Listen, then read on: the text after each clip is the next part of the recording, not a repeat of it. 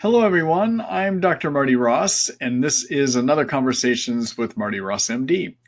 This is the last webinar that we're going to have in May, and so I'm going to take next week off, and then I'll be back here with you again next week.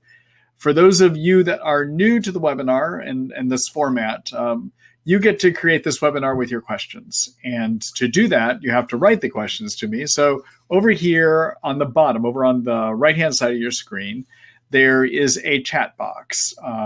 So if you write your question in the chat box and then hit the enter key at the end, after you complete the question, it'll send the complete question to me. I ask that you do not hit the enter key while you're writing your question, though, to create paragraphs, because actually what that does is it sends a separate question to me for each time you hit the enter key, okay? So try to hit the enter key only one time as you're doing this, all right? Tomorrow morning, you will get an email from me because I am doing a recording of this webinar tonight. And I will send a link of that recording to you tomorrow morning. So you'll get it in your email somewhere around 6 to 6:30 a.m. Seattle time. I plan on spending about an hour and a half. Sometimes I poop out, sometimes I only get to an hour, but it'll be somewhere between an hour and a half, most likely an hour and a half with you tonight, trying to answer your questions and helping you to try to understand this crazy illness called Lyme disease, okay? One other thing, during the webinar tonight, you will, as I get to your question, I'll actually post it on the screen so you can see it. And it used to be that before, when I did that, it would not show up in the recorded version, but it actually does show up in the recorded version now. So we'll go ahead and do that as part of the webinar too. So you'll see that, okay? But I'm still going to read the question so that you can hear it as well. So with no further ado, I'm going to go ahead and get started with the first question. All right, so the first question is from Oscar. Let's see, I've been on antibiotics for Lyme, BART, and Babesia for a year, and my symptoms have mostly resolved. I'm transitioning to the herbs you recommend for each of these. Should I start at the lower doses you recommend and work my way up, or can we start with higher dose number of drops? Anything herbs I can take. I think there's a second part to your question here, Oscar. Hold on a minute. Let me just see if I can find that.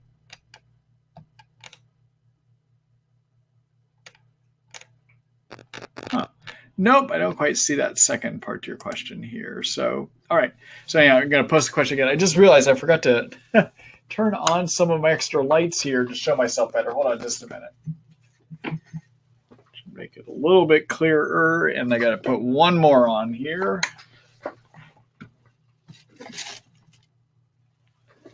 All right, I think that's going to make my image show up just a little bit better for everyone here. Sorry about that. So what Oscar is asking, there's various herbs that I recommend to both treat Lyme and to treat Bartonella and even to treat Babesia. Regarding the Lyme, the two herbs that I like are products called Banderol and Cemento. Banderol is an extract from a tree called the Otoba bark tree, or Otoba tree. It's an extract of the bark from the Otoba tree. And then Cemento is cat's claw. Now, there's some great Petri dish experiments that were done about 6 years ago looking at those two herbs, and they do a great job of killing Lyme. And at the time that those Petri dish experiments came out, I decided to start trying it on my patients to see if what was seen on the Petri dish would actually work with the patient, okay? So the first person that I started it on was a person that was 95% well with his Lyme and was nearing the end of treatment and actually had not, in the last 9 months of his treatment, had not had any improvements no matter what I would do to try to get him all the way up to 100%. And had not had any Herxheimer reaction for a whole year before our last treatment. Okay, so this is a guy that was doing well, all right? Now, very interesting. There's something buzzing here. Anyhow, what we decided to do, I told him, I said we could either just stop treatment or we could go on herbs to help prevent relapse from occurring. And so this is when I was new to the Banderol Cemento. And what I did is with the Banderol Cemento, I like to work people up to 30 drops twice a day, but I started him at 10 drops twice a day, all right? And this is a guy that had not had any Herxheimer reactions for well over a year with any new antibiotics I changed, okay? I have never seen somebody have such a bad Herxheimer as he did, all right? So at 10 drops twice a day, it knocked him down severely. And so it changed my viewpoint about Banderol Cemento, even on somebody that hadn't been herxing for a while, or it was at the end of their treatment. And in fact, what was interesting is when we changed him to the Banderol Cemento, he actually got 100% well. All right. But eventually, after he got through all the herxing. So what that taught me, Oscar, is this, is with the Banderol Cemento, even if you're using it to prevent relapse or to wrap up a treatment, start low like I recommend. And the way that I recommend to start with the Banderol Cemento is to take 5 drops of each twice a day and increase every other day by 1 drop per dose till you work up to the 30 drops twice a day. You can take both the herbs together. You can take them with other medicines and supplements, but do not take them with food. And what that means is stop them 30 minutes before food, and then you can start taking them again 2 hours after food. Okay, now the Banderol Cemento come out of something called the Cowden protocol. Dr. Cowden recommends that you have to take these 15 minutes apart, and that you need to let them sit in water for 15 minutes. And that's because Dr. Cowden believes there is an energetic component also to how they work. I got to be honest with you, I have never found any difference in how they work, whether I separate them or take them together, or take them with other medicines. So it is just easier to take them both together and not put them in water for 15 minutes first, okay? Now, when it comes to the Houtunia insida acuta that I recommend for Bartonella, I think you probably could start those probably right away at the top dose. And when it comes to artemisinin, and if you're looking at using that possibly for Babesia, which I don't think you actually will need, you probably don't even need that at this point, especially if those are better. So you usually don't need to take herbs to prevent relapse of Bartonella and relapse of Babesia, because usually when you treat, if you were treated effectively, they should be gone. 95% of the time that you treat Bartonella and Babesia, you don't get a relapse situation on those. So I don't think you necessarily need to use anything to prevent their return. Okay. Let me see here. One other thing. Oh, yeah, which also then says, the one thing I want you to know is that Lyme, when we treat it, if you've had it in you for a year or more, most of us that treat Lyme disease do not believe we ever get rid of the germ. So there is the possibility with BART that you, or with Lyme, that you might have relapses down the road. That does happen about 5% of the time in Babesia and Bartonella, but 95% of the time, based on my experience, I think we cure it with a proper treatment, okay? So what is a proper treatment? Well, I'm not going to explain all that right now, but I'm going to show you where you can go ahead and look at some of this information. So I'm going to go ahead and do a quick screen share here.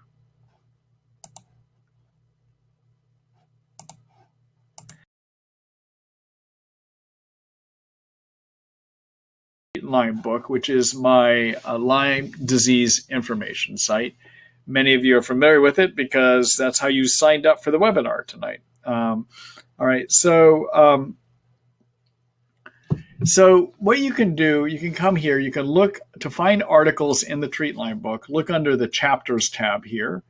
And if you're looking for how I treat Babesia, how I treat Bartonella, how I treat Lyme, look at the infection treatment plans tab here. And you're going to see an article that I've written called Kills Bartonella Brief Guide. These are both herbal and prescription ways that you can treat Bartonella. And also here's my articles on how to kill and treat Babesia with herbs or prescription medicines. Okay. All right. So that should give you some information there. In terms of the article about, if you want to see what I've written about the products, Banderol and Cemento, you're going to look under Otoba bark and cat's claw. And I'm just going to write the word Otoba here, see if I can find that article. And there it is. It's called Otoba bark extract and cat's claw tinctures. This is the article about Banderol and Cemento. Okay. All right. Let me go back here.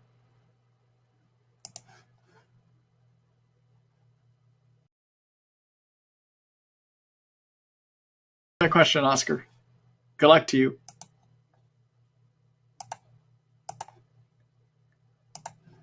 Hello, Kit. Let's see. I'm having panic attack. Anything you can recommend that can calm me down quickly, but allow me to focus on my work right afterward, aside from treating the underlying babesia? So good point. Treat the underlying babesia. That's a good one. All right. So some things that you could take. So prescriptively, when you have a panic attacks, and sometimes that's just what you need to use as prescriptions, would be if you can get your provider to prescribe something out of the benzodiazepine family, and that is the family that has Valium in it, for instance, and something called Xanax, and something called lorazepam or Ativan, or even Klonopin, right? But in terms of that family, if you're using something to break acute panic, those are the strongest things we can use. And usually I like using either Xanax or Ativan, okay? Those are the ones I like using, all right? Now, you have to see if you can get a provider to prescribe those, and some doctors are skittish about doing it because there is the risk with that family of getting into some addiction issues, all right? Especially if you have addiction issues, you might get addicted to those, all right? In terms of natural medicines that you can try that can help break a panic, what you might want to try doing is getting, and I don't have any articles on this. There are a group of therapies that you can get at supplement stores called rescue remedies, and that's RESCUE, okay, and then remedy. And there's one that is called, oh boy, I'm going to blank on this. Oh, I'm sorry. They're called Bach flower remedies, of which there is one called Rescue Remedy. And that's so it's a Bach flower remedy called Rescue Remedies. They come as little drops, and you would put 5 drops under your tongue. Rescue remedies are a homeopathic way. Energetic homeopathy is energy medicine that can help limit Herxheimer react or limit. Oh boy. I'm having a difficult time here. So rescue remedy would break a panic attack, okay? The way that homeopathy works, the idea is that we give you something that if we gave it to you at a full dose, that substance would cause your problem. But if we dilute it many, many, many times, it becomes so dilute that there aren't any molecules of that original substance, and it has a reverse effect. And we think it's because of the energy of that original substance, okay? So the Bach flower remedy called Rescue Remedy is what you might use and try to see if you can break that panic attack that way. All right? All right. Good luck to you, Kit.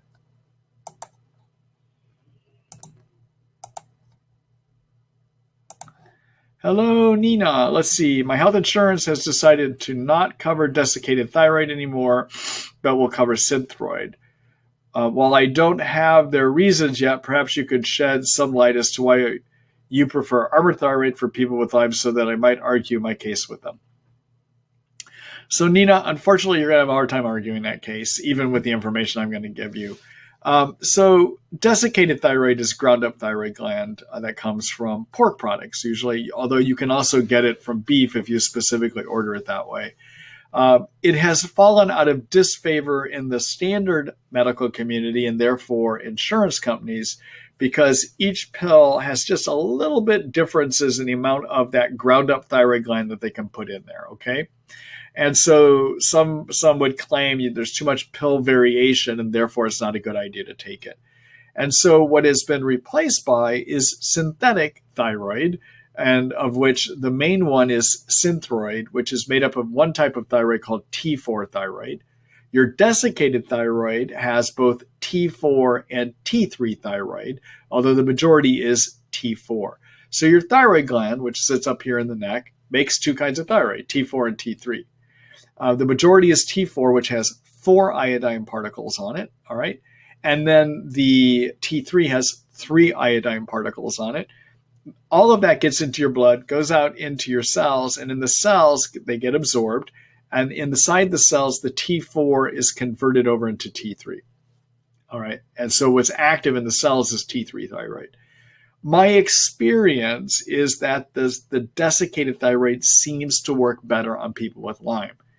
And so what the problem is, I don't have any research to base that on. It's my experience, all right? And insurance companies probably aren't going to trust my experience, unfortunately. I wish they would, but they probably won't. They tend to go by what science says, all right? Now, the reason that the standard medical community tends to think that Synthroid by itself is better than doing Desiccated is that when you get a pill of Synthroid, like a 50 microgram pill, when you say a pill is 50 micrograms, the amount of thyroid is always 50 micrograms in that pill, okay? Desiccated thyroid, because it's ground up thyroid gland, there's going to be a little pill to pill variation. One pill that's a 30 milligram pill might have a little bit more thyroid in it, active thyroid in it, than another one that's 30 milligrams, okay? So you can kind of go up and down with the actual active level. Now, it doesn't really matter though, and here's why it doesn't matter, is that thyroid medicine you take today, that either Synthroid or that desiccated thyroid, is actually affecting your metabolism and the speed that your cells work for about 2 to 3 weeks. All right, so that it's kind of like long acting. It has an effect that goes on for a long time. So if there's a pill to pill variation from day to day, so what? It's all averaging out. It doesn't matter. All right, but this still tends to be more the standard way that doctors use it. And I would suspect that you're going to have a hard time arguing to get it covered. And if it isn't covered, I don't think there's much of a difference, that you probably could just go with the kind that actually is covered by your insurance. All right. All right. Good luck to you, Nina. Thank you for that question.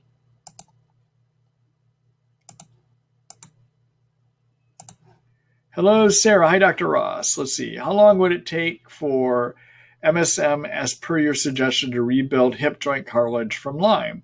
I'm in a lot of pain, and one doctor said that I should have hip replacement. This seems way too drastic. I hope there is there any other possibility? All right, so a few possibilities actually. All right, so cartilage inside your joints, or the covering of bones inside joints, is covered with cartilage. All right.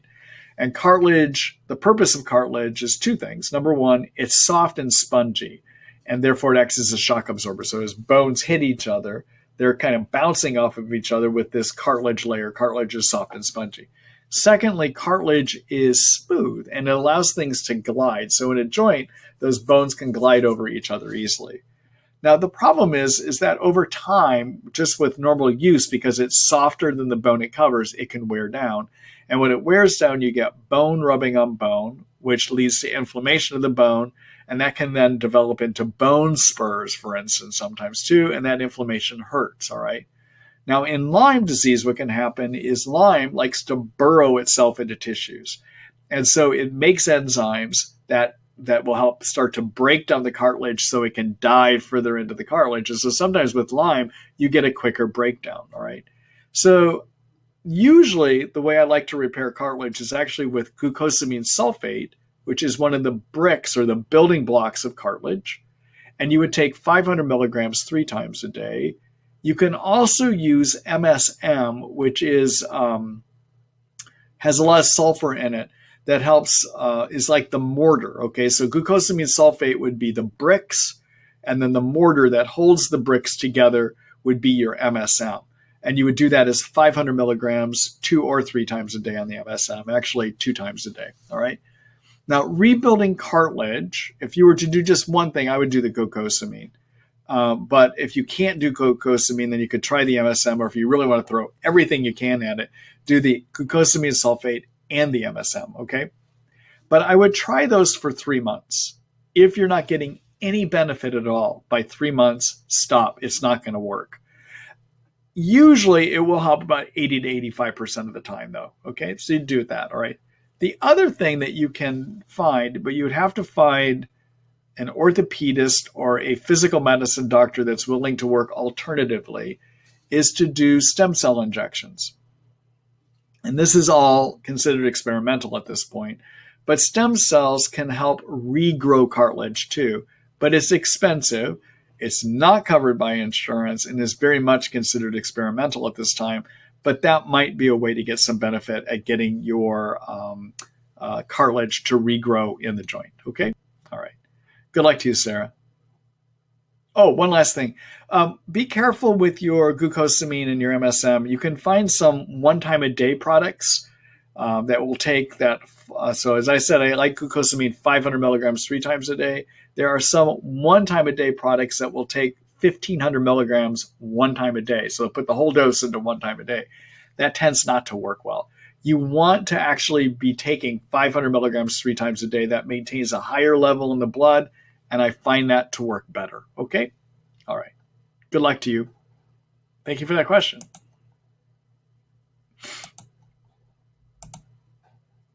Oh, actually, Sarah, there's one other thing I want to say too.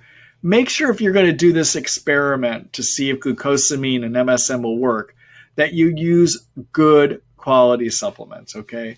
So, for instance, the product that I like for the glucosamine is a Thorne product, all right? Thorne does a great job of selecting ingredients that have the greatest chances of working.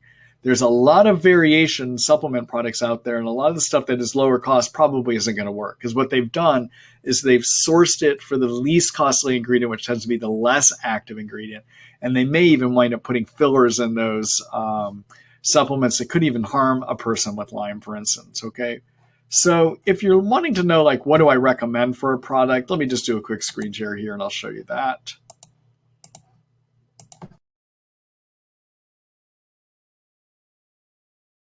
Where my patients get their supplements, and anyone can buy supplements here. But this is Marty Ross MD supplements. And what I've done here is I've chosen products that have the greatest chance of working, because I've chosen companies that do a good job of choosing the best active ingredients, okay? And they tend to be products that don't have artificial fillers in them of the kind that could hurt you. So if you want to see what would I use, just go ahead and take a look here. So for instance, glucosamine sulfate, you could come here and just type in glucosamine.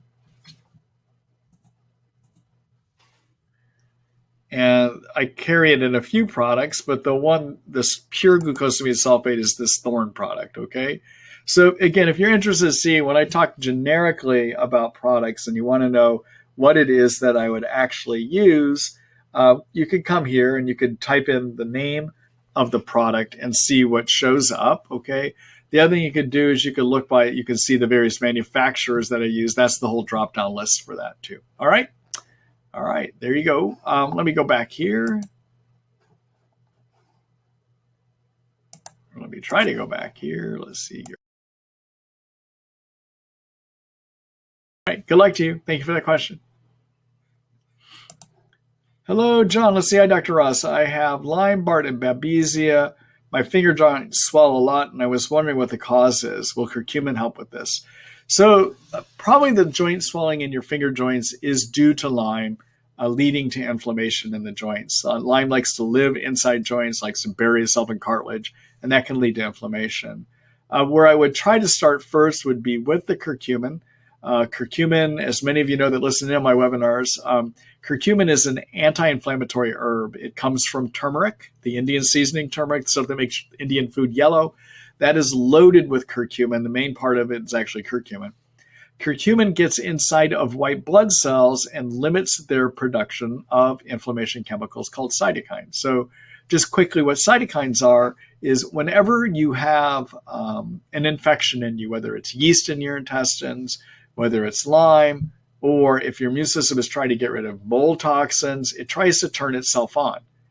And white blood cells, when they see mold toxins, when they see Lyme toxins, when they see Lyme, when they see cold viruses, when they see yeast, they respond by making cytokines. Now, cytokines are good and bad. On the good side, they help turn the immune system on. They cause more white blood cells to be made. They draw those white blood cells where the infection is, and they help those white blood cells work better. But in Lyme and in mold toxin illness and in too many yeast in your intestines, often the immune system doesn't do a good job, and it tries harder and harder, and eventually it makes too many cytokines. Too many cytokines give you all of the Lyme symptoms, or symptoms we call Lyme. All right, so too many cytokines make it so you can't think. They make you hurt all over. They give you fatigue. They interfere with how your hormonal systems work. I could go through the list of what we call Lyme symptoms that actually are too many cytokine symptoms, okay? So one of the my favorite way to lower cytokines is to start with curcumin. I like to do a liposomal variety of curcumin, which means it's curcumin microscopically wrapped in fat to increase the absorption. Okay. And so you would do that as a 500 milligram pill 3 times a day. If that is not effective, you could even go up to 2 pills 3 times a day. That's where I would start, John. All right. Good luck to you. Thank you for that question.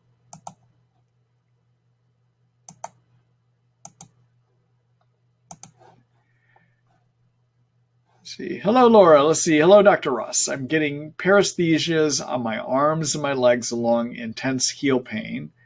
Will you say this is BART or Lyme symptom? I'm currently treating Babesia with Malarone, azithromycin, and artemisinin.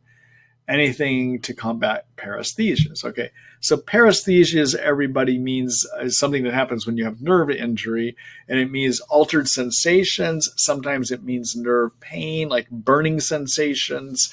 Sometimes it means numbness. Okay, that's paresthesia. Paresthesias can happen because of Lyme. They can also happen because of Bartonella. The only way that you can look and figure out if you have Bartonella is to see if you have enough symptoms, other symptoms to suggest Bartonella. Okay. I have a whole article about how do you diagnose Bartonella too. You can see in the how to diagnose chapter within the Treat Lyme book. But basically, the symptoms you consider are: do you have pain on the balls of the feet? That's a Bartonella symptom. Are there any neuropathies that can be due to Bartonella or Lyme? Sometimes Bartonella give increased anxiety. Sometimes Bartonella can lead to restless legs, which is a feeling of things crawling on your legs, so you have to move them around to stay comfortable. Bartonella also sometimes gives a lot of muscle twitches or muscle fasciculations. Bartonella can give bladder symptoms of bladder infection. It doesn't literally lead to like a bladder infection in that sense, but Bartonella can lead to inflammation of the bladder lining, which gives you the urge to pee or burning on urination kind of symptoms too. Okay. Also, I think of Bartonella when somebody's got increased day sweats. Bartonella sometimes can give joint pains. Bartonella also can give you air hunger, a feeling like you can't get enough air from time to time. Babesia can do that though too. All right. So you would look at that list of symptoms that I just mentioned, or you can read about them in the Treat Lyme book. And if you have enough of those, then it makes you start thinking about, do you have Bartonella? All right. I don't test for it, although I know a number of my colleagues do. The trouble with testing for Bartonella is that we estimate 30 different strains and we can only test for 2 of them. So if you think you have it, you're better off just treating for it, okay? All right. So what do you do for paresthesias? Well, you treat the infections, or make sure you're treating your right infections. So Lyme, and if you think BART is there, treat that. All right. And if, say, within, and then the other thing I will do, even at the beginning of treatment, is to work with glutathione. Glutathione is a very powerful antioxidant that is manufactured in every one of our cells. It fixes things. It's the reparative, fixes everything antioxidant. It fixes cell damage. Okay, it fixes nerve cell damage. All right. And if you've got tissues that have been injured in their attempt to fix themselves, they may go through their glutathione. So if you give more glutathione, it can help with the repair. Many of you may recognize glutathione also because it is used by the liver to detox things. The other thing glutathione can do is it's very useful at lowering oxidizing agents that trigger cytokines. So we can sometimes use it for people that are herxing too. But I would get a liposomal variety. And for liposomal glutathione, I like a product by Research Nutritionals called Trifortify. There's a Trifortify Orange and a Trifortify Watermelon. And I do 5 milliliters of that 1 time a day. Alternatively, if you don't want to do that, you can rebuild, you can help give some of the building blocks that build glutathione in a cell by taking something called N-acetylcysteine, NAC, or N-acetylcysteine. Cysteine is spelled Cysteine. 500 milligrams 3 times a day can help rebuild glutathione in the cells too. But I would get on that too, especially with the neuropathies. Now, let's say you get 5 to 6 months down the road and you're getting no changes in neuropathy. Then, in addition to building glutathione, the other thing I like to do is to give you the fats that repair the nerve cell membrane. and that's to take a product called NT factor, which has a bunch of those fats that make up the cell membrane, and that would be 2 pills 3 times a day. All right. And the other thing that can sometimes be helpful is to be on coenzyme Q10, 400 milligrams twice a day, but you don't want to do CoQ10 if you're treating Babesia with Malarum, Mepron, or Atovaquone. So you would not want to do CoQ10, all right? So those are some ideas for you to consider, okay? Laura, if you want to see more about this and see this actually written down, let me do a quick screen share here for you.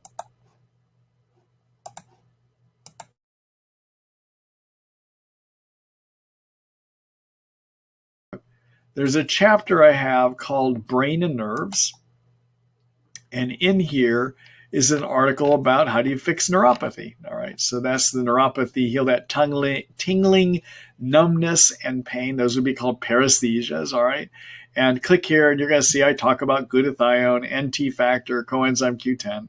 The other thing is to make sure you're getting inflammation down by being on the curcumin that I mentioned earlier too, but you can read it and more about it in that article, all right? All right, let me go back here.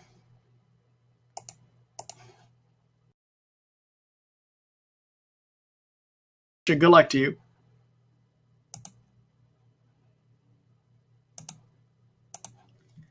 All right, let's see here. Hello, Lisa. Hold on here a minute. I got to just dial up here and make sure I'm not getting any messages that people can't hear me. It looks like everyone's hearing me okay tonight, I think. Let's see here. Yep, looks like everyone is. Okay, so hello, Lisa. Let's see. My LLDO, I think you mean Lyme literate doctor of osteopathy or osteopathic physician, is treating my Lyme with Zithromax and Omnicef as well as Banderol Cemento. I have symptoms for BART and Babesia even though tests are negative. Can I take tier 3 for BART and Artemisinin or Crypto for Babs all together? Also an olive leaf, stevia, and mushroom blend. Thanks. So what Lisa means by tier 3 is if you read my articles called Kills Bartonella, a brief guide, and my other article called Kills Babesia, brief guide, I break down treatment approaches into 3 different tiers: tier 1, tier 2, and tier 3. Tier 3 tends to be things that are not as strong as the prescriptions, but still can work pretty well. And in there are the herbs. Okay, so I think what she's talking about are the herbal approaches for treating Bartonella, which I like to use something for tier 3 that is a product called Houtunia, or an herb called Houtunia, and another herb called Sitta acuta. They work about 70 to 75% of the time. And for Babesia, Artemisinin, which can work about 75 to 80% of the time. Cryptolepis is another herb that can work about 75 to 80% of the time. Can you take these along with a Banderol Cemento, Omnicef, and Zithromax? Yes, but generally what I would suggest doing is not treating all 3 at the same time. I would probably work on clearing your Bartonella first, then add in the herbs for Babesia. And here's the reason why. Many of us that treat Lyme were taught by a physician named Joe Burrascano. Many of you may know the name Burrascano. He hasn't been practicing for about 5 or 6 years now, so some people don't know the name Burrascano anymore. But he was one of the pioneers of Lyme disease treatment out in New York State. And his observation in his practice was that when he had somebody that had Lyme, Bartonella, and Babesia, that if he did not go after Lyme and Bartonella first, rather he went after Lyme and Babesia first, what he found is that there was a greater difficulty getting rid of Bartonella.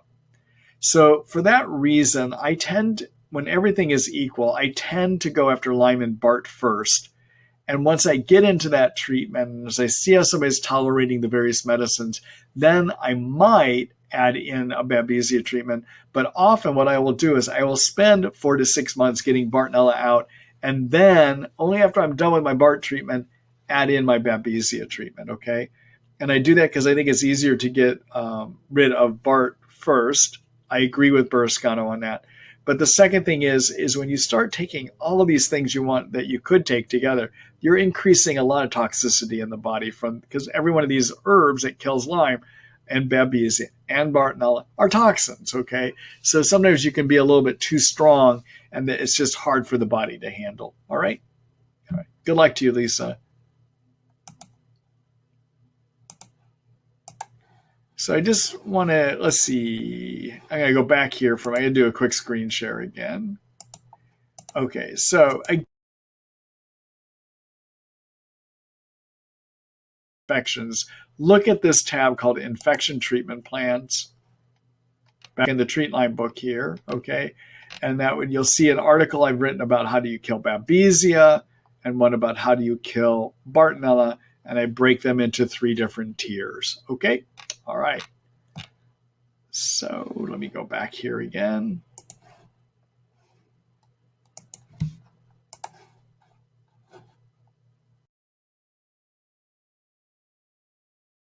Let's see.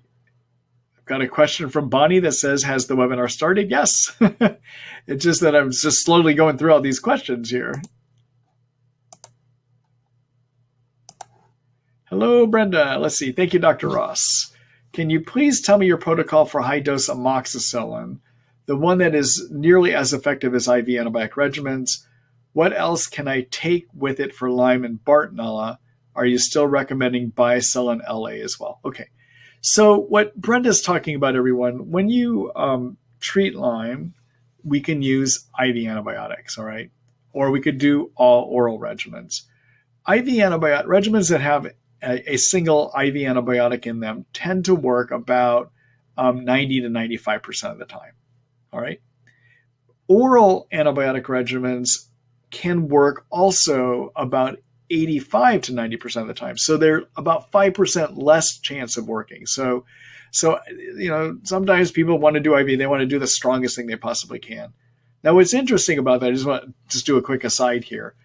I like to consider that there are 2 schools of thought about oral versus IV antibiotics in Lyme. There's the East Coast United States school, and there's the West Coast school, okay? Out here on the West Coast, out in Seattle and Portland and up and down into California, many of us tend to be more doctors that work with oral antibiotics at the beginning of our treatment rather than going to IV. On the East Coast of the United States, where there's more Lyme and more people have written about Lyme, they tend to go more with IV antibiotics early in treatment. I think the oral approach works, as I said, 85 to 90% of the time, which means you have as great of a chance doing oral as you do pretty much as you do IV. IV may be about 5% better, all right? Now, we do not know whether the East Coast school is right or the West Coast school is right, okay? Because no one's done head-to-head studies, research to prove, is it better to start with IV or can the orals do just as well? But the orals are less expensive and there's a lot less risk of doing oral antibiotics compared to IV antibiotics where you have to have risk of having an IV line left in you, okay?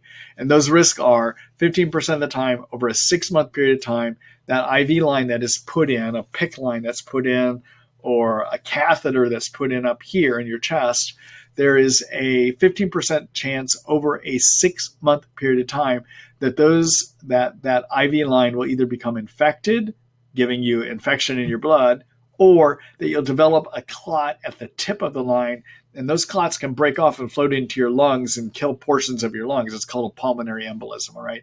So IV antibiotics are not benign. There's risk, and there's financial risk because they're expensive, but also there is health risk in doing them as well too. So out here on the West Coast, we tend to go a lot more with oral antibiotics, all right? All right. But so regarding IV antibiotics, the reason they might work better is that you, by putting it in an IV, you get high levels of the drug directly into the blood. All right. There are 2 other ways of doing what I call IV equivalent antibiotics, okay? One is to do butt muscle injections of bicillin, penicillin, Bicillin LA. That's was in Brenda's question, okay? And the other option is to use whopping high doses of oral amoxicillin. All right. Amoxicillin is a penicillin. All right. What do I mean by whopping doses? Well, amoxicillin, when we use it for throat infections and ear infections, it's a 500 milligram pill 3 times a day, which is 1,500 milligrams in a day. All right. When I use it for as an IV equivalent treatment, I will dose it usually starting at about 4,500 milligrams a day, which is 3 of the 500 milligram pills 3 times a day. And after I see how somebody tolerates that, I'm going to go up to 4 of those pills 3 times a day, okay? So that's pretty high dose. Now, the idea with high-dose oral amoxicillin is that you put so much of it into a person that it builds up high levels in the blood, just like an IV antibiotic can, right? That's the idea with it. And so it can work quite as well. I got the idea from a physician colleague of mine who is out in the East Coast and has a practice that's made up of a lot of people with multiple sclerosis Lyme and Parkinson's Lyme, situations where you want to force it into the brain tissue, and IV tends to work well for that. But he found in his practice that doing this high-dose amoxicillin can work as well as IV. And frankly, I see it that way too. So there are sometimes if I want to do something that is IV or IV-like, I will, instead of doing IV and having all those risk factors of a PICC line, I will do high-dose amoxicillin, as I just said, okay? Now, amoxicillin treats spirochete Lyme and may treat cyst Lyme according to some Petri dish studies, all right? So Lyme, as many of you know, lives in you in 3 states, though, okay? So there's spirochete, that's the corkscrew-looking thing that many of you have seen on the internet. It also has a form where it will lose its coat and move inside of cells, or we call that intracellular Lyme. And then there's a microscopic cyst form of the germ, too. All right, so when you treat Lyme, you have to use treatments that will cover all 3 forms, okay? So what could you do with amoxicillin that would then pick up cyst Lyme and intracellular Lyme? Now, I said amoxicillin might treat cyst Lyme. Petri dish experiments say it will, but when you look at the mechanism of how it works, it doesn't make sense that it would. So I'm not clear if it does, but maybe it does, all right? But the best cyst-busting agent we have would be something called tinidazole or metronidazole. And those also can treat intracellular Lyme. So you could do your amoxicillin with the metronidazole or tinidazole. You could also do it with another drug called rifampin. And rifampin happens to treat Bartonella too. But if you use, rifampin will treat cyst Lyme and can also treat intracellular Lyme as well, all right? So one way to cover your Bartonella and to pick up your Lyme would be to do rifampin. Rifampin by itself can work fairly well against Bartonella, but it's going to do better if you combine a second Bartonella antibiotic. And one way you could do that would be to do Bactrim, which is a sulfa antibiotic, in addition to your rifampin in that combination. And so that's another idea for you to consider too. All right. So if you're looking for other ideas, take a look at my articles that I've written on Lyme and also on Bartonella treatment. Okay. All right. Good luck to you, Brenda. Thank you for that question.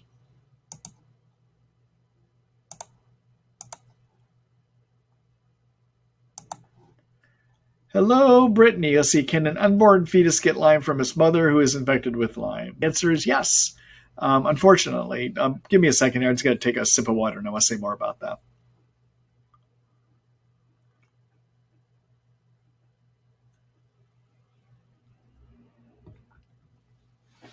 All right. So, Brittany, so we don't have great research that proves it is transmitted, but in other words, projects that were designed formally as a research project, okay? But what we do know is we have in the United States, in the late 80s and early 90s on the East Coast, there was a registry kept where women that had Lyme allowed information to be collected about them, and they reported information back to this registry. And what was found is that 50% of the time that a woman had Lyme, if she was not on antibiotics during pregnancy, that the baby would get Lyme. But if she was on an antibiotic that was safe to take during pregnancy, that transmission rate went to 0%.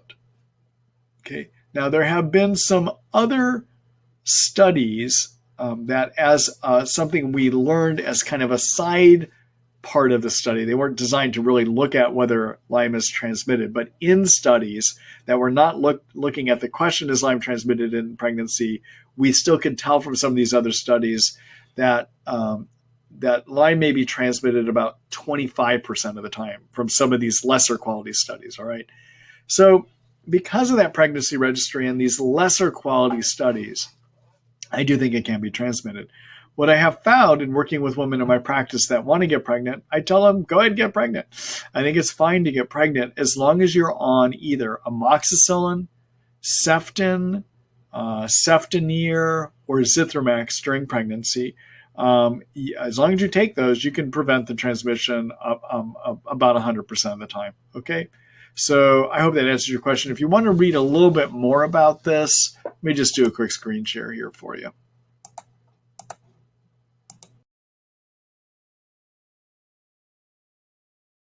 In the Treat Lyme book, and take a look at the section on, there should be something on pregnancy here.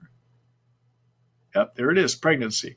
All right, so I talk about, can it be sexually transmitted? And the answer is probably yes.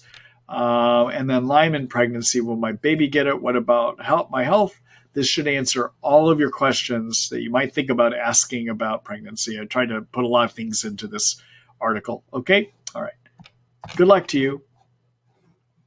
And thank you for that question too. Let me try to get back here. Thank you.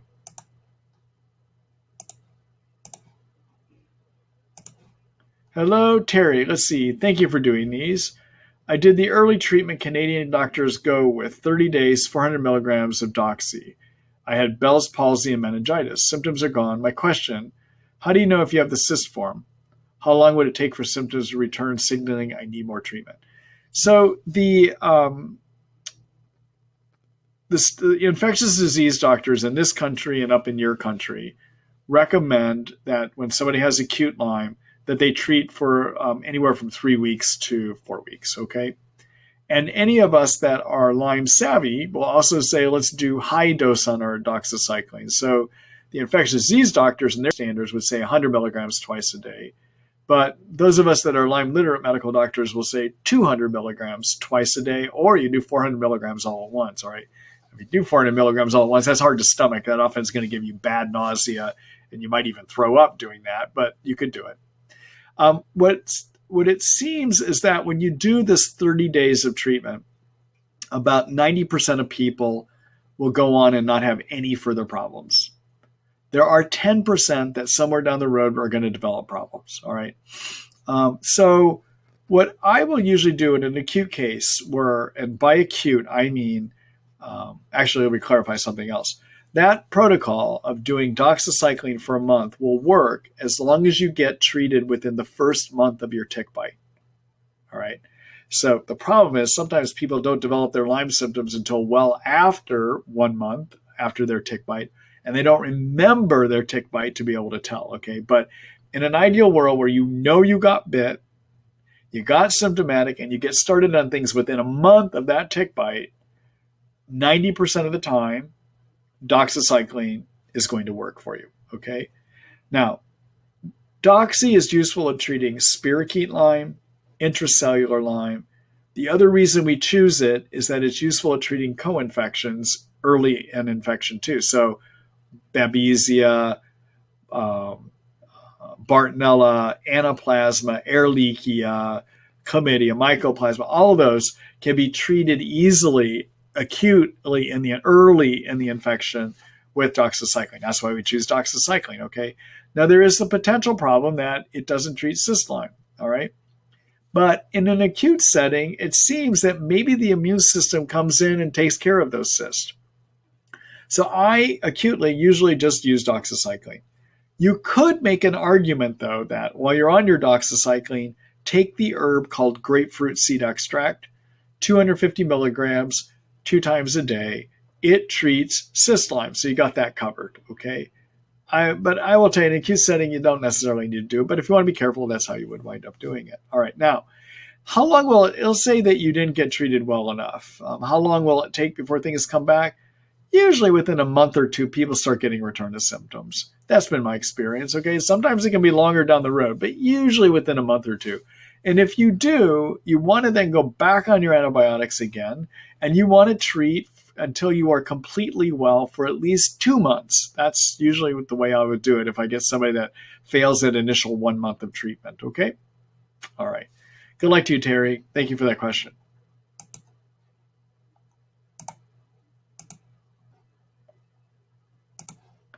Let's see. Hi, Marty. As you know, I have chronic Lyme. Is it normal to have strong allergic reactions when prior to Lyme I did not?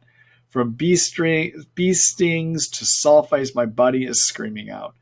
So it is possible that by having Lyme, you will become more allergic, and for 2 reasons. Number one, if you have Lyme and you've used antibiotics, you may develop too many yeast in your intestines. What does that have to do with allergies? Well, yeast in the intestines can lead to an allergic reaction where the immune system around the gut will start to have an allergic reaction against the yeast, okay? That causes them to release histamines. It kind of dials the thermostat, the sensitivity thermostat up. You're more sensitive. You're already swimming in a lot of histamines the chemicals called histamines that get made when you're allergic, okay? So sometimes if I have somebody that has Lyme and they're getting a lot of allergic reactions, I'm going to try to figure out if they have too many yeast in the intestines, and I'm going to try to get the yeast out, okay? So keep in mind that 60 to 70% of your immune system is in the gut lining. Okay, that's a lot. And so if your gut is the immune system cells in the gut are reacting against something, they release histamines into the body, and just the whole system is just overly revved up. Okay, so that's one thing. Secondly, there's some newer work that's been coming out showing that people can have something called mast cell activation syndrome. So mast cells are immune cells where histamines are made. And if something lands on a mast cell that they're allergic to, they will release the histamines. You get the whole allergic reaction. But there's some newer work coming out. Now, I was taught when I was in medical school many moons ago that mast cells only get activated as part of allergic reactions. But there's newer research coming out that shows that mast cells can actually get turned on from infection, like Lyme. And in some people, you get mast cell activation as part of their Lyme, and therefore they're going to be more allergic to things, okay? So the way you treat mast cell activation, number one, is get your infections under control. Secondly, make sure you don't have too many yeast sitting in your gut. You got to get rid of the yeast if you do, all right? But the other thing you can do is to try to stabilize those mast cells. And there is an herbal treatment to do that, is to use an herb called quercetin. That's Quercetin. And that's 250 milligrams. And you'd want to do 2 of those pills 3 times a day. The other thing you could get is something called luteolin. That's Luteolin. You can get it as a 100 milligram pill, and you would take that twice a day as well, too. And those 2 things can stabilize mast cells. They can turn them down. The other thing that's nice about quercetin is quercetin also gets inside of other white blood cells, not just the mast cells, but other kinds of white blood cells, and actually dials down their production of cytokines. So quercetin is a good anti-cytokine agent as well, too. Okay? All right. So good luck to you with that, Nina. Thank you for that question.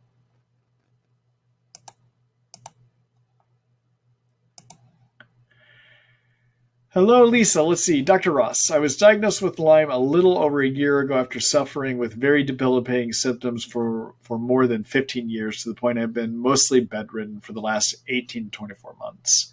When diagnosed, I was placed on a strict regimen of antibiotics and supplements and have been on that protocol, I think. Let me see if I can find the rest of your question here, Lisa. Let's see here.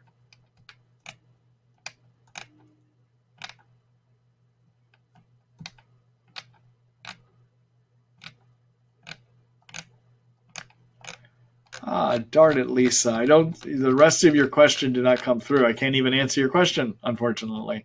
Sorry about that.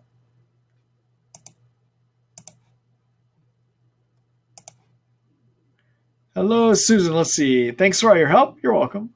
Do you find Stevia is helpful in breaking down biofilms? I have mixed feelings about stevia. So stevia, everyone, is a plant that has a sweet taste to it. It's not sugar, all right? But we can use it as a sugar substitute.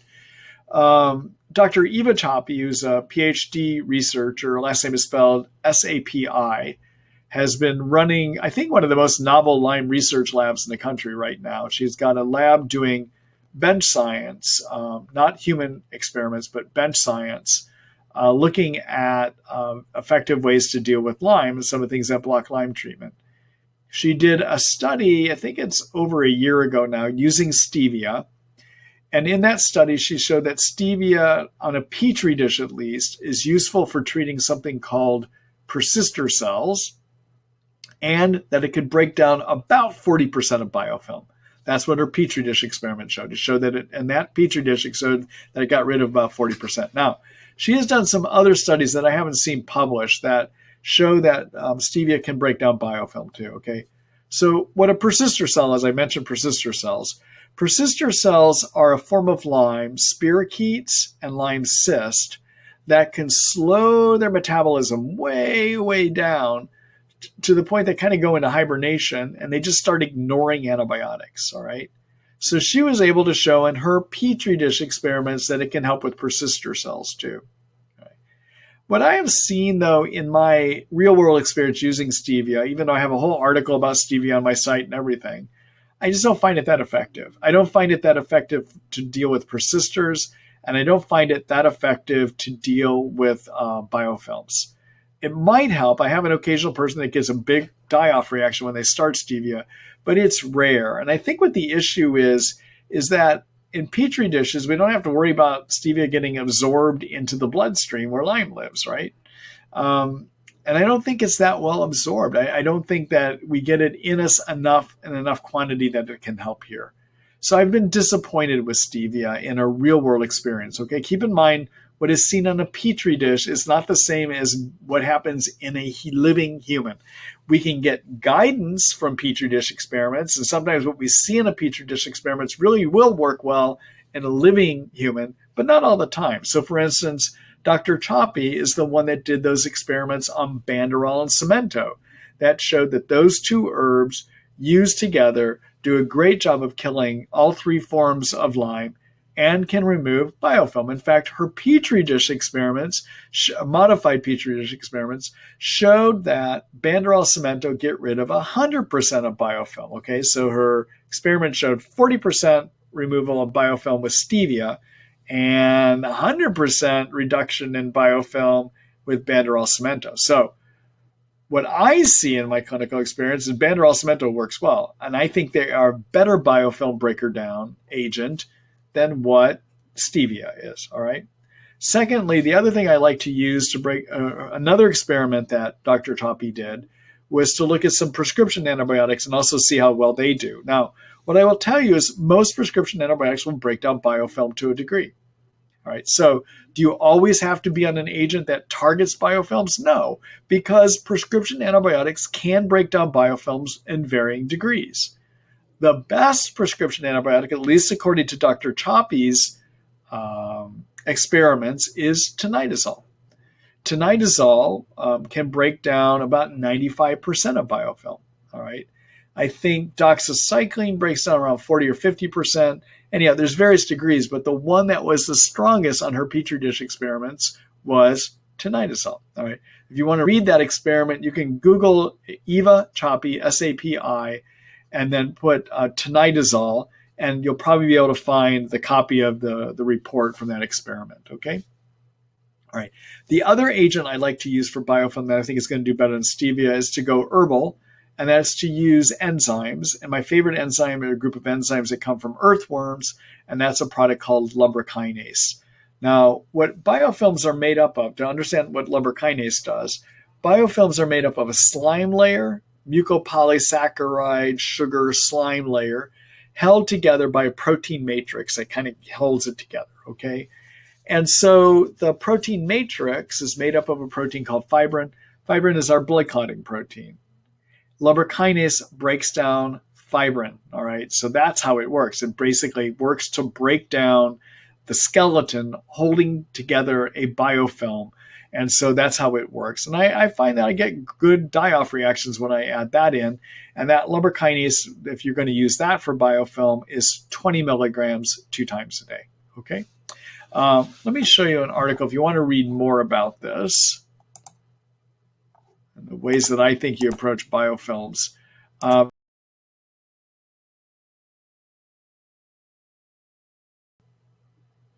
Okay, and in here I talk, there's an article I've written that is just about how do you treat biofilms. And it's got a little bit of information in there about the stevia. It's got information in there about the atoba bark extract in cat's claw. And it also has information in there about the lumbar kinase, okay? All right, let me go back here.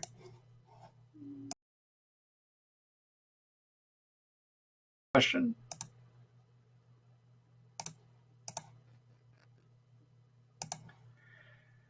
Hello, Brittany. Let's see. How do you treat patients who live in the East Coast? I think what you're talking about is logistically, how do I treat them? So in my practice, I want to see you in person at least 1 to 2 times a year. So for an East Coast patient, for me to be able to prescribe, they would need to come out here one time and spend an hour and a half with me on a first visit.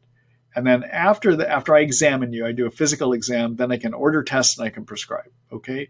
And if things aren't going well, I'm probably going to want you out here 2 times a year. But if things are going fairly well, I can treat you, just have you come out 1 time a year. And then we do video visits between or telephone visits between. And I like to do those at monthly intervals initially for 2 or 3 times, and then every 2 months after that. Okay. Keep in mind that your telephone visits are usually not covered by insurance, but in-person visits can be covered. I'm not part of any insurance networks. I don't sign contracts with insurance because they bankrupt Lyme doctors for us not following the infectious disease doctor standards. They sue us for not following the infectious disease doctor standards. So I don't sign any insurance contracts, but some insurance will allow people to see doctors out of network and give you partial reimbursement, but they will only do that if it's an in-person visit. Okay. All right. The other way you could see me at long distance would be to do an online video consult with me, which I never do examine you, but it means that I can't prescribe for you. My medical board says I have to see you in person to prescribe for you, and I can't order tests. But what I can do, because most of Lyme is basically based on your symptoms and just dialoguing, talking about it, I can develop a treatment plan for you. And if it does require prescriptions, you can show the note that I write for you to your physician, and often you can get them to prescribe. Okay, so that's how I work. From people that are on the East Coast, I treat people this way from Canada. I treat people this way from the United Kingdom, Ireland. I've got some people from Germany, some people from Spain that come to see me too. And that we work it out one of these 2 ways. Okay, all right. Good luck to you, Brittany.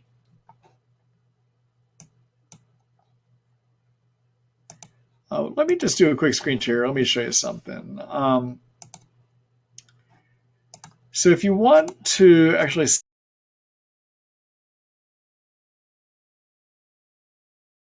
and through here, you can actually ask questions, or you can read more about how it works, and even the disclaimer that I have about it as well too. Okay, all right. So take a look there.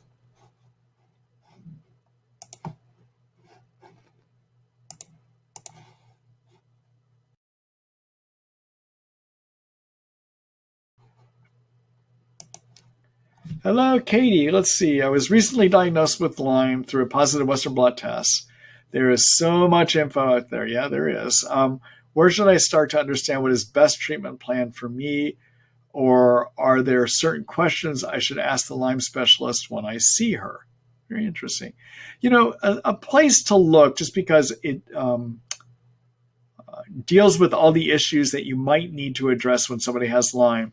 Take a look at the successful treatment recipe I have, which is a treatment protocol for Lyme. All right. Let me show that to you here.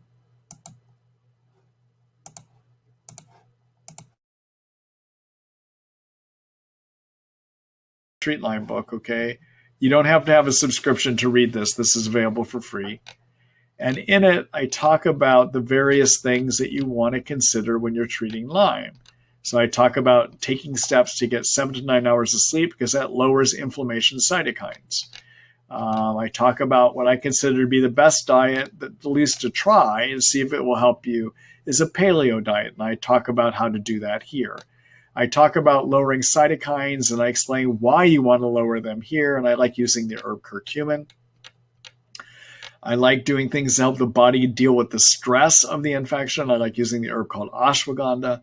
I like to check and clinically to see if you might have adrenal problems or thyroid problems. I talk about how to address that here. I talk about the need to treat yeast if you have them, and I even describe how to figure out if you have them here in this art section. I talk about steps to take at beginning to treat Lyme. My protocol talks about how to detox. I talk about treating Bartonella and Babesia and how do you figure out if you have them. Anyhow, take a look at this. This is a good primer in the issues you're going to face in dealing with Lyme and some of the essential steps that I find helpful to deal with it, okay? The other thing you could do if you just want to jump in and start reading about Lyme, subscribe to the Treat Lyme book, okay? It's available online only, but I have packed this with basically all of my experience in 2004. That's how long I've been managing Lyme disease. And I use a blend of prescription and alternative therapies to treat this crazy illness. And you could just jump in, start reading the Treat Lyme book. You will be asked when you reach articles you want to read. If you have not subscribed, you will be asked to subscribe. Okay. So anyhow, take a look here, and that's what I would recommend for you. All right, let me go back here.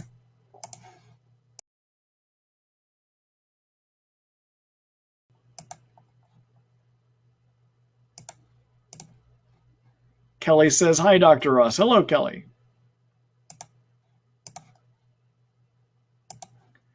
Hello, Alyssa. Let's see. I have IgG band 41 positive from LabCorp, Quest, 2 tests since 2015. I have terrible tension headaches, insomnia, fatigue, mild to moderate anxiety, and most recently hives that look like raised lines or smaller bumps. Would the self-treatment herbs help me? They could. The question is, I'm not quite sure if you have Lyme or not, though, but they could if you have Lyme. So I would need a lot more information to help figure out if you have Lyme than what you've been able to tell me in this brief exchange. But there's 4 things we consider if you have Lyme. One is there a risk of getting it? People that have the greatest risk are people that have known tick bites from New Jersey, where 85 or 95% of ticks have been shown to carry Lyme, okay? But hunters can get it. Outdoor enthusiasts can get it.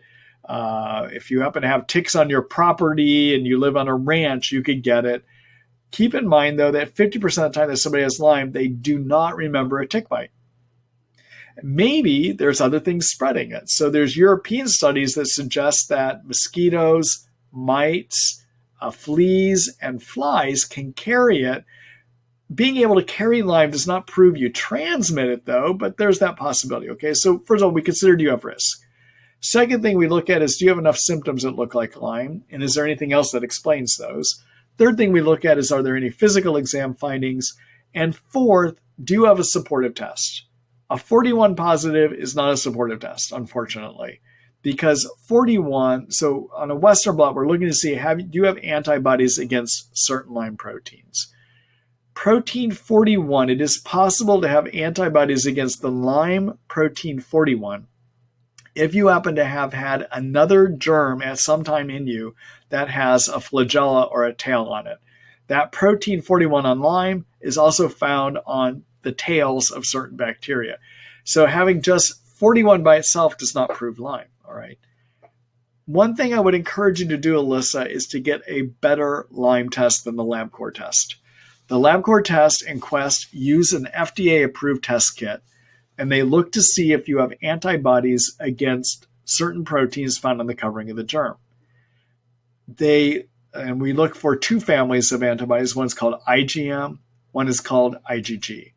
For IgG, they look to see if you have antibodies against 10 proteins. For IgM, they look to see, using that FDA-approved test kit, if you have antibodies against 3 proteins, all right? A better way to do it is to use a lab that looks to see if you have antibodies against 12 proteins on an IgM and 12 on the IgG. In other words, a bigger fingerprint. And the two labs that will do that, one is the Stony Brook Lyme lab out in New York, or IGeneX out here on the East Coast, okay? And of those, I prefer IGeneX. IGeneX also does something different than the FDA-approved test kit does. They look to see, in terms of how they do this, they grow 2 strains of Lyme in their lab before they kill them and take their proteins, versus the FDA-approved kit uses just an East Coast form of Lyme that was the original form of Lyme that was discovered. And you know what? Lyme has evolved. And so I think IGeneX and using the second type of Lyme has a better chance of finding it as well. Okay. Now, there have been studies done looking at the IGeneX method versus the FDA-approved method. And the IGeneX method will find it about 80 to 85% of the time. The FDA-approved test kit used by LabCorp, Quest, PAML, PacLab, all those labs, Mayo Clinic, the FDA-approved test kit will only find Lyme if you happen to have it about 65% of the time. So you haven't had the best quality testing done either, okay? All right, so I want to show you a couple things to take a look at.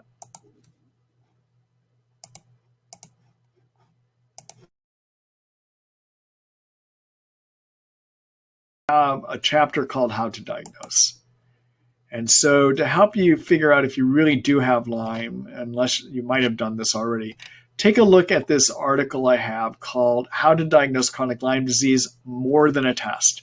It's a 15-minute video where I review the symptoms, how do you figure out if you have enough risk factors, what physical exam findings, and how do you interpret testing, and what's the best testing. It's a 15-minute article. Take a look at that one, okay? All right, there's also an article here on how do you interpret the Western blot. I think I have that under test. See, there should be something. There it is. Test. Take a look here at the article called Western Blot Lyme Disease Test. It's a video article where I talk about what's the best kind of Western blot to get. And this is where I talk about the IGeneX method as well, okay? All right, let me go back here. So,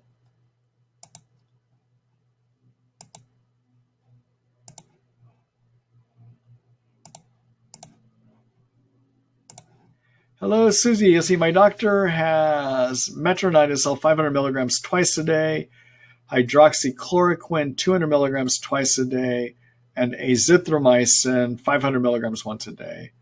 I have been looking at the prescriptions for 6 months as I'm scared to take them. I've been sick for 30 years. Finally, the Lyme diagnosis makes complete sense. Advice? So I'm not sure why you're scared to take them, other than some people do have fear about antibiotics. If you're scared about those, sometimes people feel better about doing herbal approaches. The herbs that I like that would work in a similar fashion to what these 3 drugs are doing would be the Banderol Cemento that I mentioned earlier tonight. And the thing about Banderol Cemento is compared to the prescription protocol, so Banderol Cemento will work about 85 to 90% of the time. That's based on my practical experience here working with patients, okay? The metronidazole hydroxychloroquine azithromycin combination will also work about 85 to 90% of the time. Banderol Cemento has two advantages, actually. Number one, it tends not to knock down good bacteria in your gut as easily as prescription protocols do, okay? So using a Banderol Cemento, Banderol being otoba bark extract and Cemento being cat's claw, using that regimen, you're going to have less chance of developing too many yeast in your intestines, okay? Second advantage of Banderol Cemento is they come as drops. That means you can slowly increase the dose to the point that you don't get a Herxheimer reaction as bad, all right? So when I tell people to do Banderol Cemento, you start at 5 drops twice a day. You increase every other day, but stop increasing if you get a bad Herxheimer reaction. And you wait for that Herx to pass, and then you start going up again. So the advantage of that is you can regulate how severe of an impact you have from getting on them too, all right? So, Susie, I don't know all the reasons from your brief question here as to why you're holding off on the antibiotics, but if some of it is a fear about toxicity or intensity, Banderol Cemento may be an easier way for you to step into the treatment, okay? The other thing I would consider, Susie, take a look at the successful treatment recipe. I showed that earlier tonight. Look at the steps that I say in there to do to make sure to lessen the impact of treating and to help your treatment along by doing curcumin, doing ashwagandha, getting sleep, getting yeast out. Take a look to make sure you've covered all those bases as well, too. It'll make it easier to do the treatment. Okay? All right. Good luck to you, Susie.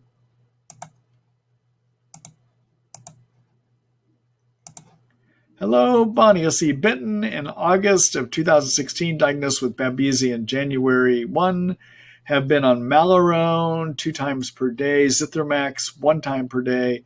Is this normal dose? Been on Malarone for 3 months, Zith for 1 month. So yeah, for Babesia, if that's all that's going on, not for Lyme, but for Babesia, Malarone 200. So Malarone has 2 chemicals in it. It's got a chemical called atovaquone and a quinine derivative called proquinel. And so the reason you have 2 numbers after your Malarone there is it's got 250 milligrams of atovaquone and 100 milligrams of proquinel. And doing 1 pill 2 times per day is usually what I do. I usually will start people on 2 pills twice a day of that for 3 days to load the medicine up. And then I will wind up doing 1 pill twice a day after that. Okay? The Zithromax, I prefer to actually go to a 500 milligram pill, but 250 may be fine. And that's 1 times a day on that. If you've been on that for at least 1 to 2 months, and I know you've been on for 3 months, but by 1 to 2 months of that combination, you should be having improvements in your Babesia symptoms. If you are not, you need to change to a different regimen. Okay? Because by 1 to 2 months, if it's going to work, you should start seeing improvements. I didn't say you're all better, but you should start seeing improvements, okay? All right. Good luck to you, Bonnie.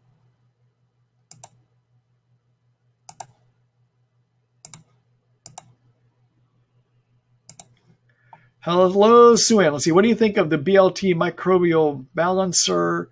Does it target all 3 forms of Lyme and Bartonella? I'm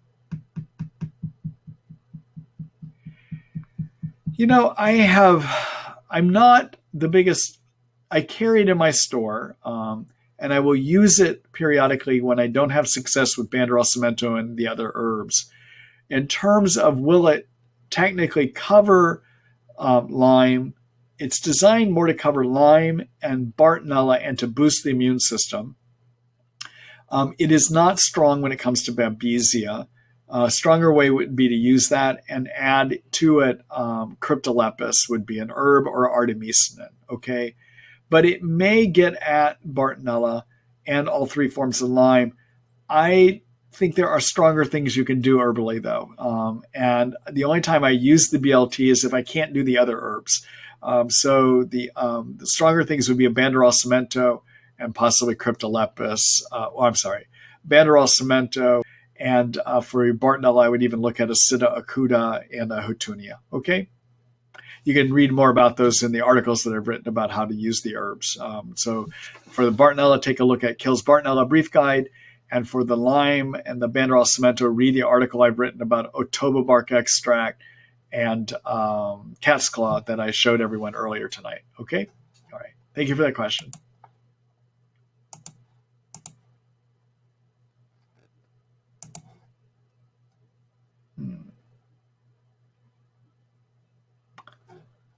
I think I answered that just a second here ago, Bunny.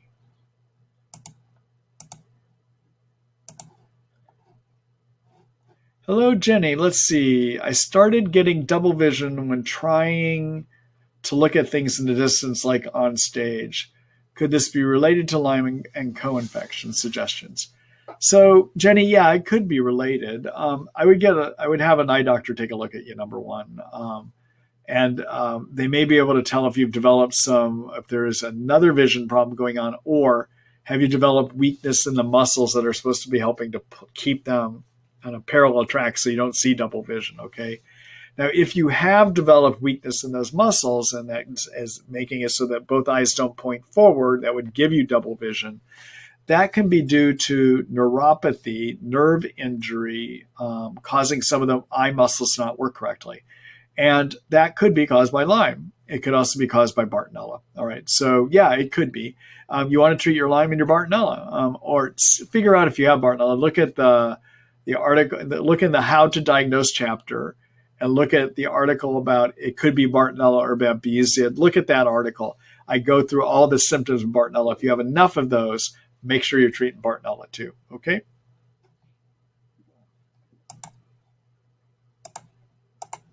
All right. Let's see. Hello, Renee. Let's see. I've had Lyme disease since 2001. I did plasmapheresis for 3 years for once a month. Currently, I still have tingling in the mouth, fingers, and feet, and extreme fatigue. All right. Let me see if I can find a second part to that question.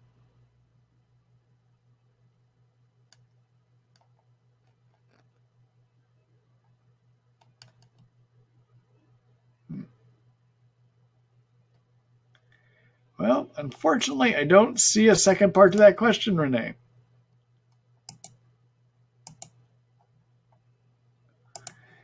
Hello, Jackie. Let's see. Great evening to you, doctor. Thank you. Thank you again for your advice regarding my recent tick bite. I've been on Doxy for 1 week, and I received 60 count of 120 milligrams. I am taking 180 milligram twice daily for 20 days. Hope this is enough. I began, I'm not sure if I understand this.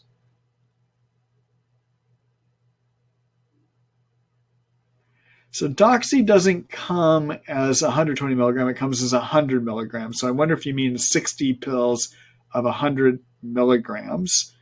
I'm taking,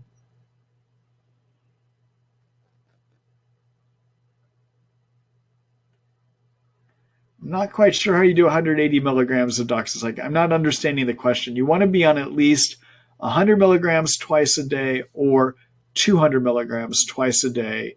And I would go for at least 3 to 4 weeks. 20 days is close enough. That may be enough. But the milligrams that you're written in the note here, I'm not quite sure how you're coming up with those milligrams, because usually here in the States, at least, our doxycycline is either a 50 milligram or a 100 milligram pill. Okay. All right. All right, everyone. That is it for me for tonight. I know I'm just going to stop here a few minutes early, but I'm tiring out of this. It's been great to be here with you, but yes, I do. I got to keep in mind I'm doing these webinars after I've done a whole day of patient care. So sometimes I kind of reach my ability to think clearly. So I'm going to go ahead and call it quits for tonight. Tomorrow morning, you will get an email from me with a link to the recording of tonight's webinar. Usually that is out to you by 6 to 6:30 in the morning Seattle time, okay? And I intend on doing that as long as I don't have any technical failures, all right? Also, in that email tomorrow morning, there will be a link to sign up for the next series of webinars that will begin in June. I am going to take next week off. It's been great to be back here with everyone again. I think many of you know I took a few-week break, but I enjoy doing these webinars. It's been good, and I enjoy helping people as well, too. For those of you that have not done so yet, please take a look at subscribing to the Treat Lyme book. When you subscribe, you actually help me support these webinars that I do as well too. And you're going to find lots of good information in there that probably answers a lot of the questions that you have as well too. In a second here, I'm going to take you to the Treat Lyme book. You're going to be redirected there. And again, I hope you'll sign up for next week as well too. All right. Goodbye, everyone. Have a good evening.